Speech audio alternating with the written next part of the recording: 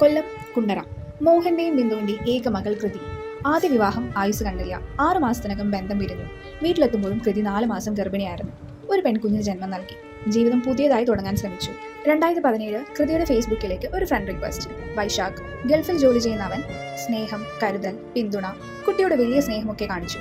പിന്നീട് അത് പ്രണയമായി. മാതാപിതാക്കൾ എതിർത്തെങ്കിലും 2019 അവർ വിവാഹിതരായി. വിവാഹത്തിന് ശേഷം വൈശാഖ് ജോലി ഉപേക്ഷിച്ച് നാട്ടിലെത്തി. ഇൻസ്റ്റിറ്റ്യൂട്ട് തുടങ്ങണം എന്ന പേരിൽ കൃതിയുടെ വീട്ടിൽ നിന്ന് 10 ലക്ഷം രൂപ എടുത്തു. ബിസിനസ് പരാജയപ്പെട്ടു. കടങ്ങൾ കൂടി.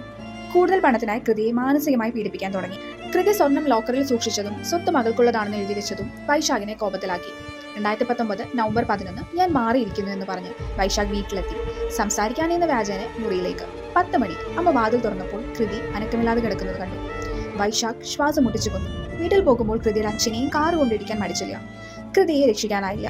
വൈശാഖ് പിടിയിലായി. കുറ്റം സമ്മതിക്കുകയും ചെയ്തു. വെറും 4 മാസം ജാമ്യത്തിൽ പുറത്തിറങ്ങി. ഇന്ന് പുതിയ ജീവിതം ആരംഭിക്കുമ്പോൾ കൃതിയുടെ മാതാപിതാക്കൾ ഇന്നും അതേ ചോദ്യമായി ജീവിക്കുന്നു. നീതി എവിടെയാണ്? വർഷങ്ങൾ കഴിഞ്ഞിട്ടും അവരുടെ വേദനയ്ക്ക് ഉത്തരമില്ല. കൂടുതൽ ക്രൈം സ്റ്റോറീസ് അറിയുന്നതിന് വേണ്ടിയിട്ട് ചാനൽ സബ്സ്ക്രൈബ് ചെയ്യുക. Stay tuned. Thank you.